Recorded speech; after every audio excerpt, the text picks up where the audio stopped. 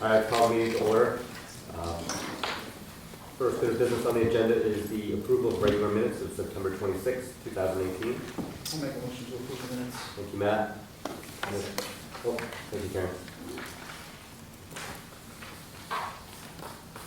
Any corrections anybody saw need to be made? I didn't see you. I did not either.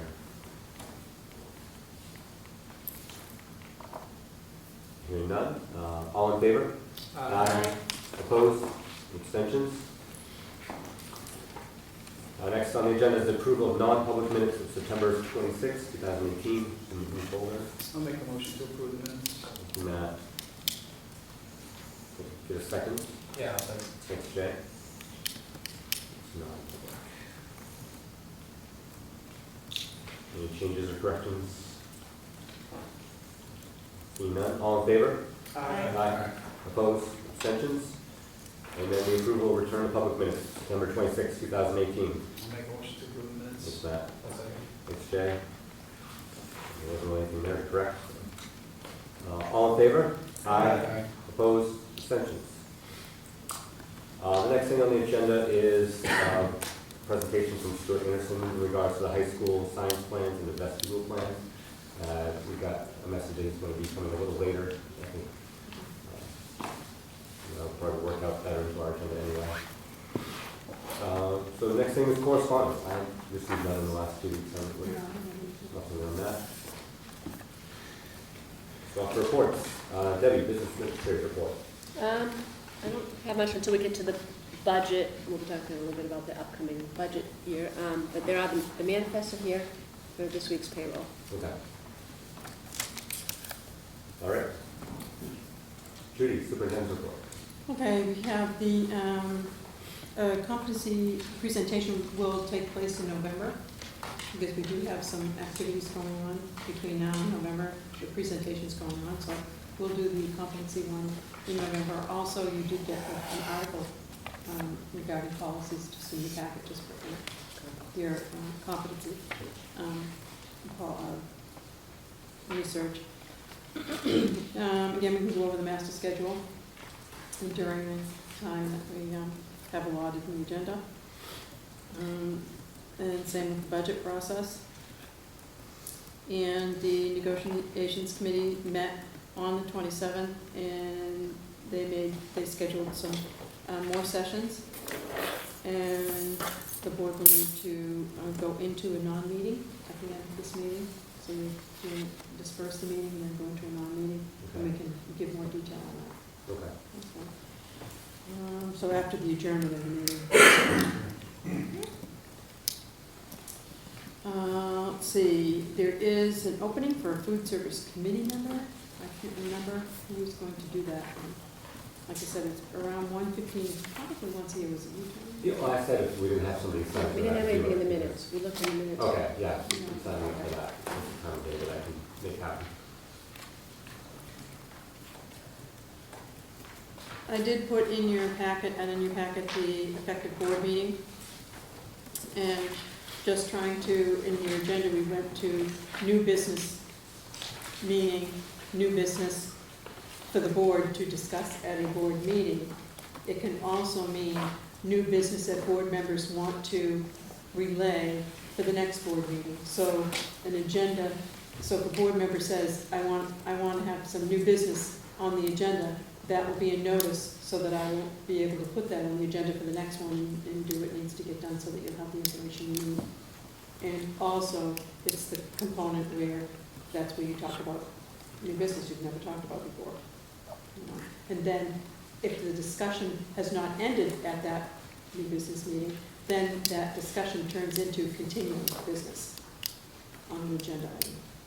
Just a few things. And the information, it's just one of the trainings that the New Hampshire School Board Association had, and it's just very interesting to read through it and just look at the different procedures and processes that they recommend. Committee, I can talk about that. Just a reminder that Dave Webster's scheduled for a presentation on robotics is on October 24th. That will be in his science room. So we'll do just start there. Yeah, we could Sounds just start better. there. I think last time we met, we actually had a meeting on In the library, The problem is the tables but there's no tables. in the Oh, right, library. oh, Yeah, they're all yeah. smaller desks, so. So we could do it, start there and then come back Multi-purpose here. room or something like that, or, yeah, we just, yeah. Either way. Yeah. Or go into a different room. Yeah, like we do in the Waterford, yeah, we do the same thing in the Yeah. Waterford, just go, okay, we do that. Let's see, I think that was it for now. The rest of the stuff will come up in the. Yeah. agenda. You know, back to this handout you gave us on the effective school board meetings. Mhm. You know, I think it's great to get information like this on a regular basis from time to time, just to kind of refresh us It on. does, it's really helpful. And not only that, you know, some things that we might have misconstrued in the past, or just got into the habit of doing a certain way. Specifically when we talked about the new business portion, you know, reading through this yesterday, you know, it talks about how, like you said, when we get to the new business part, they talk about new business on the agenda, but it's not really a time for people to just bring up new items they want to talk about on the spot. Kind of like we've gone through the past with the public participation, where if they want something on the agenda, or they want to discuss something, it has to be on the agenda. And they even put a reminder in there that, you know, new business is not the place for board members to surprise the rest of the board or administration with previously unannounced agenda items or topics. I think that's kind of how we treated it in the past, where it's like, oh, hey, by the way, I heard about this, can you tell us about this? I mean, it's a good time, and I think we've gotten more towards that as far as, you know, bringing that stuff up and saying, hey, can we talk about this at the next meeting? Can you bring us back some information on this? So I think that's the road we should continue going, instead of just, you know, saying, hey, I saw, you know, Mark spraying this mulch, what's up with that? Expecting answers right there. But I think it's also, you know, there's several pages there, it's kind of good to go through and, you know, understand how everything's supposed to work. I think the other thing that peeked out at me was, like section D2, abstaining from voting on a motion. You know, I feel like there's been some confusion on that in the past, not with the current board, but maybe board members in the past who just abstained because they didn't want to vote one way or the other without a true reason for abstaining. I think it clearly says in there, you know, unless you have a real reason to abstain, just vote no. You know, if you're not completely for it. So I think there's a lot of helpful information in there. So it's good to get stuff like that from time to time, because we don't walk in the door knowing how to do it all. So, that's all I have on that. If anybody else had anything on that or any other things for Judy? I thought it was very clear. I liked the explanations on how they did it. It was very clear Yeah. and easy to read. Yes, yeah. Mhm. Yeah, not a lot of jargon, and they Right. break it down in layman's terms and Yeah. reminders. And if you have the opportunity to go to their workshop in person regarding board meetings, it's, yeah, it's definitely worthwhile. Yeah. Thank you, Judy. Scott, principal's report? Thanks. On October 5th, the K-12 staff attended a workshop at Berlin Middle School, the presenter was Lynn Lyons. She presented about how to deal with, work with kids who suffer from anxiety. And some it was a full day presentation that she gave regarding some of the kind of, what are some of the signs she's seen, but also what we can do as class teachers and educators in general to kind of work with those kids and support them so they get best access to their learning. She was a great speaker. In giving a presentation, there were approximately 640 people from the North Country that attended. That was through NCES, so it was a very highly attended event. In the old middle school, which is, you know, some of the seats were a little tight. But we had good attendance, and she, you know, to be able to present for the day, which is her for approximately 6 hours, 6-7 hours. That's no easy task. I thought she did a great job. Our staff was able to get some really positive things out of that. This morning, first I wanted to thank Mr. Lennox as well as Captain Burnham from the Lincoln Police Department and their support. Today was the International Walk to School Day. So we had approximately 70 people that was the count Mr. Lennox gave me, that we walked from the Common Man along Pollard, along the brand new sidewalk along Pollard to school this morning. So that was a really kind of a cool event. I'm thinking I'm getting this wrong, but he said it's like the 15th year in a row that he's done that. Yeah, so he was really excited about it, and our kindergartners and first graders were in the front line with him setting the pace, so it was a pretty quick pace. But it was more like a walk, slight jog. So school day. Also today, Ginny Doyle hosted for the elementary school, hosted a coffee with the principal event for parents and community members that was put out in the last newsletter that Mrs. Vance puts out on a monthly basis. That was her first event. She had a couple parents came in, able to sit down, have some conversation and coffee, which I thought was a great opportunity for her to kind of talk about some of the things that are happening specifically in elementary school. I did ask her if I could steal some of that and maybe do a little bit, because I didn't know if there would be some confusion as far as who the principal would be. We both decided that coffee with the director of elementary education did not have the same ring to it, so we wanted to kind of do something. We thought that might be something that we could kind of do as a joint effort as well. What was the attendance? It was a smaller attendance. I believe she had 4 parents. It's a great idea. Was it focused on a certain grade level? Like it wasn't. I think it was a lower, yeah. And she had like, say 3 or 4 parents who were there, you know, and it was great. She knew it was going to be a lower attendance, especially the first time, but she was like, hey, if I get 1, 2, 3, you know, whoever comes in, it's a great way to kind of start having a conversation. Yeah, so I thought it was really positive. I think the elementary school did. Yeah, so. Yeah, I have to say, when I read it in the newsletter, coffee with the principal, I actually assumed it was you. Yeah. Mainly because you're thinking for coffee. But I do. I figured you're looking for another excuse. If there's any excuse, so that's why, that's a great reason why I said, hey, remember I steal that? That's right. That's why I did go, yeah, that's right. The last thing, just I want to remind just kind of the board heads up that on October 18th, in conjunction with our Lin-Wood Booster Club, is also going to be doing some support for our senior day for our seniors. They'll be taking on profile. It's girls and boys soccer, and they always the Senior Booster Club, and always does a great job at the end of it, putting out a great thing where we recognize our senior athletes who have been participating in athletics for the fall. And it's a great event. Kids are talking and giving speeches about their teammates, and it's a really great event for our community. So recommend if you have nothing to do on that Thursday, it'd be great to. All right. Committee reports. Looking at the packet, looks like there was a safety emergency management committee meeting. I don't know if you want to update that a little bit. Yes, we did have a meeting, and everyone who was present was really good input.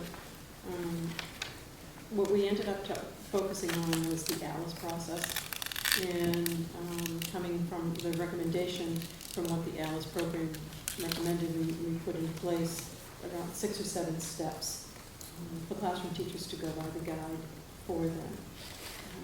And it was based on the training that they received in the fall. And so it correlates right with that. The fire and police reviewed it and didn't need to make any revisions, so they seemed to be comfortable with it. And both the fire and the police were involved in that training as well, so they're familiar with the process. And then we're just revising and updating our plan, and we will be having, what isn't in there is that we're going to be, we're in the process of contacting the Homeland Security, because we're up for review every 5 years or so. We like to do it, and they did it in 2014. So we're in the process of contacting one another and getting that scheduled. So in 2014, they came and did a walkthrough of the whole building, and that's how we got the assessment, and actually used that information for the grant. It was very helpful. And they'll do it again. They'll see once everything is in place, they'll go through the building, 2 buildings in the surrounding area again. So it's very helpful. So they'll do it. That's good. Anybody have any questions on that? Review the minutes. So we're done. Any other committees that met in the last week other than policy tonight? Okay, so policy. I know you met tonight, and we've got a whole bunch for second reading. Yeah, we do. We get a bunch for second reading. We also have, what we did tonight is we got a big, massive list from the School Board Association of policies that may need updating based on legislative changes. So we're working through that. So there's 4 or so pages of revisions, and so there's quite a bit of stuff to do. And those probably, I mean, I think it's probably gonna take at least 2 more meetings just to get through all that stuff before we get presented for a first reading. The stuff that's is second readings is the stuff that we looked at last week, and then we basically made a couple of amendments, I think, to them, and so, but those are the ones that are ready for final approval, I think. This is an example of how the policy process gets interrupted. Like we did all, had a plan, we'll do all of these, and then these came out and said, well, this is a new law, so now I have to take all of these, you know, which was more than usual. And to stop the process that we're doing, we'll just fit these in and we'll do these. But again, it will definitely take a couple of sessions to get them done. Like in Hampshire School Board, you know, packet that they sent was very explicit, was very, Yeah, it's a very Very readable clear. format. They basically give you a list of their policies that they've updated to reflect, and then statutory citations for the bills that have been enacted, which is good.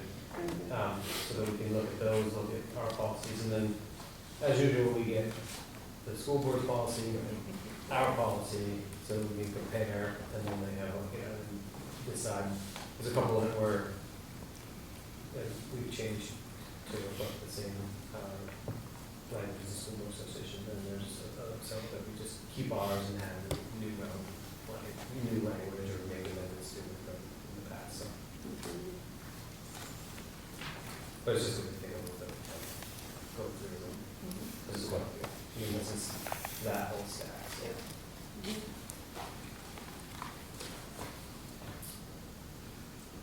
I guess we move on to Here we go. I'll make a motion to to. read them all off, right? Yeah. I'm gonna make a motion to approve policy DNDM, DKC, DKA, DJF, DJC, DIE, DID, DIDH, DG, DEA, DC, DBJ, DBC, DBI, DB, DA, DFA, KCD, KCD-R. So, thank you, Matt. Thank you, Karen. Thanks, Matt. So there's obviously a lot there, and as we said, they came back to us with, after first reading, with just some amendments or, some typos here and there. That's a lot. Yeah, it's a lot. I don't know if in the interim, if anybody's seen anything in there that they caught again or needs to be changed. I think everything looks pretty good at the moment. Okay. Hearing none, all in favor? Aye. Opposed? Abstentions? We are done with all of those. Next item on the agenda is business requiring board action. Judy, do we have any nominations, recommendations, or resignations? I just have some recommendations for coaches. Okay. So for the next, sports coming up, basketball, it's quite a big one listed. Basketball, I'm sorry? No, I'm just gonna mention them. Sorry. Okay. Basketball is Matt Manning for middle school boys basketball, Jamie Dupuis, middle school girls basketball, Sean Quinn, assistant varsity boys basketball, Brian Vance, volunteer for boys basketball. The skiing assistant coaches, Jeff Claremont, Kim Pinkham, Megan Rice, Kyle Bergeron, Marcus Corey. In baseball, Aaron Louts, Kevin O'Brien, John Perry, Dave Bowden. Softball, Butch Chase for varsity, and Diana McGrath for middle school softball.